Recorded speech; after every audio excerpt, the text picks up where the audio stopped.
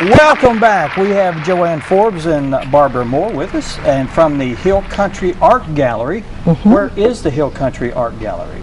Hill Country is 3670 Highway 62 East, where Walmart is. Going out of town, traveling east, you go a half a mile. We're down the hill on the left-hand side, across the street from Rolling Meadows Trailer Park. Yeah, know where that's at. Okay. And it's a thriving business. Well, we're sure trying. Yes. Being a gallery, do you sell anything other than the artwork that's inside, or do you have any art supplies or that kind of thing? We have a limited amount of art supplies, trying to get that bigger all the time. Okay. Do you offer, I'm sure, things that people readily want or hard to find items? We try to. We have some canvas. We have some 140 watercolor paper. We have 300-pound watercolor paper. We have some of the mediums that go along with that, as well as canvases. We have watercolor paint. We have some acrylic paint, some oil paint, and some brushes, and lots of tablets of paper, UPO paper, different effects like that. So you cater mostly to artists that paint? Yes. Yes. Okay. But what we have here is except for me. Except for you. But Joanne, you're the odd one in the bunch, right? Joanne does Gourd art also. I have a question. This is stain as opposed to paint, or is this paint? Because she's been talking about all these paints that she carries, but as the viewers at home can see, those are look dyes. at my wire showing. These are dyes. The one you have in your hand is a dye. Different colors of dyes. The tree over there on the far side, that is watercolor crayons. It's the tree. The brown is a stain, but the tree itself is watercolor crayons. Cool. So you melt them? Watercolor crayons? You're going to have No, they're crayons as opposed to a pencil, and they're wrapped just like a crayon. And you use them just like you do any just watercolors. color on it. You can color and then you blend with the wet Water. brush, or you can use your wet brush and Now I'm going to hold this one up. I hope the That was camera awesome. gets in here fairly closely, and they can see. These are holes. This is not paint. What you're seeing right here, these that's are a holes. filigree. And see, and it's got a lid. Now, how are those holes made? With a Dremel tool or something like that? This looks like leather. I mean, I don't think the camera can get close enough, but the way you punch this out, it looks like punched leather. This is just absolutely stunning. Thank you. Wow. I'm sitting here like, even with my glasses on, going, whoa, And this then is amazing. around it that's bordered, is that a rope of some kind? That's Yes, it glued is. on or And you've got something? buttons. It is. Actually, those are little stones, but they're little flat ones. Okay. Oh, that is lovely. They look almost like abalone to me. And Neat. I like the. Neat. I'm always trying something different with gourds, and that's the nice thing about gourds. Now, where do you find these gourds? I mean, I don't ever see gourds growing wild out in the woods anywhere. No, there are gourd growers in different parts of the country. So do you have to ship these in, or? You can. I make trips over to Piggott, Arkansas, to Pumpkin Hollow, and they sell gourds, and I buy most of my gourds from them. Now, what makes a good gourd?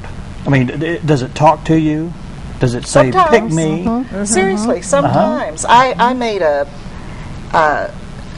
awesome penguin, mother and baby, out of 3 separate penguins. So you saw the gourd and said, those are penguins. Exactly. When I saw that gourd, that's the only thing it could be. Yeah. I have another one that I'm going to be putting into the gallery that's a pheasant. And the body is shaped like a pheasant. Yeah. I used a little clay for fashioning the head on it. So you added a little to it. And it's got actual pheasant feathers for the wings and the tail. Okay. Now I have a question that I would ask before I purchased one of these, and that's how durable are these? You know, because gourds seem so fragile. But they're not. They're not. Okay, so they are sturdier than they appear as far as... Much sturdier than you think. So these will last for years. Let's drop one. We could do that. Let's drop 10 feet, 5 feet. Yeah. No, but like any piece of artwork, as long as you take care of them, keep them out of direct sunlight. Because they'll fade, correct? Because they will fade. They will fade, okay. There's very few things that you can put on a gourd that won't fade. Okay. That would be like acrylics, which are opaque. Right. Rather than translucent color. And that's the main thing with a lot of gourds, is the texture and the design patterns that are on the outside of a gourd that are created from the mold that's on them when you buy them. You can buy them cleaned, but most of the ones I buy are not. Yeah. Okay. And not every gourd is shaped exactly the same. exactly. That's what we were talking about, referring to a little bit later about the penguins, and they look like different things. So you go and choose these for the shape, I'm sure. Exactly. Some are great for making boxes out of, and those are canteen gourds, and they're actually shaped like a canteen, and were used for canteens back in the Pony Express days. I want to say, because they do store water better than a regular canvas canteen would have back then. And would they have encased it in canvas or something like that to kind of protect a little bit more? Or They could, or they rope or could, something, but I yeah. don't believe they Sometimes, did. yeah. So they're durable enough to Yes. be used over and over again. Well, over and over, and they've been used for thousands of years. Yeah. Are these some of the more popular when they open because you could display something in it, or do people prefer this, which is more just Art. Yes, just art? It depends. This piece and the piece with the tree and the little birdhouse, I entered all three of those pieces in the Show Me Gourd Society State Festival last month in Sedalia, Missouri, and won blue ribbons on all three of them. But this one was in the whole gourd, not cut technique. Oh, any this technique. one here, the big one right here. Right. You could use any technique you wanted on it. as long as the gourd itself was intact. Intact. So I wanted it to look like a pile of leaves falling down on the ground. And so I drew all the leaves on there, and then wood burnt each one, and then dyed each one because I like fall colors. I used several different colors of dyes, and then ground out between them and painted the black. Yeah. Now, when you say ground out, like Dan said, do you have a little Dremel to something like that? Yes. You have Grind out you each just take a look part and then of it. you stain that black. I use paint. Use paint. Okay. Cool. That Oh, what's in?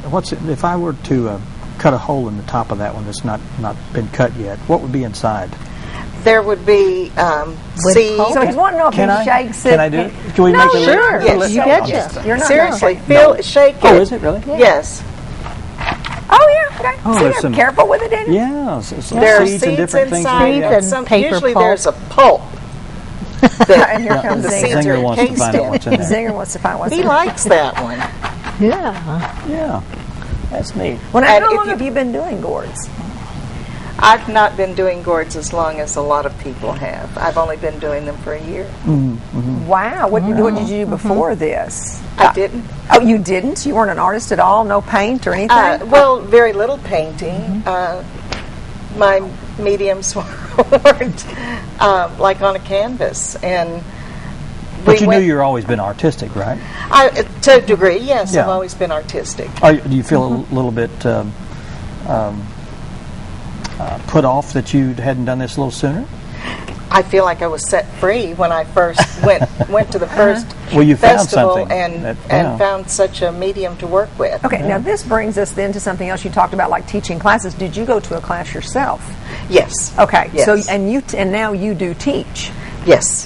So now you teach the classes out at the gallery? Yes. I teach the classes at the gallery every Saturday. Okay. From 10:30 to 3:30, because it's very, very difficult to finish one of these in a day. Okay, so someone would need to come several Saturdays in a row. Kind And of stuff. some things are simpler, and you can finish them in a day, but these things were not done in a day. No. Any of them. Now this one, other than the whole, this is painted on. This was just painted, where these have been cut. Well, actually, on that one, except the hole's the only thing cut into it, and I left most of the stuff on the inside because birds would actually use that. It had to be a useful birdhouse. Oh, okay. So I didn't put a stain on the gourd. I just wood burnt each of the flowers and the leaves and the vines. And then I used the watercolor crayons to give it some color, and then just sealed it really well. Several coats of sealer.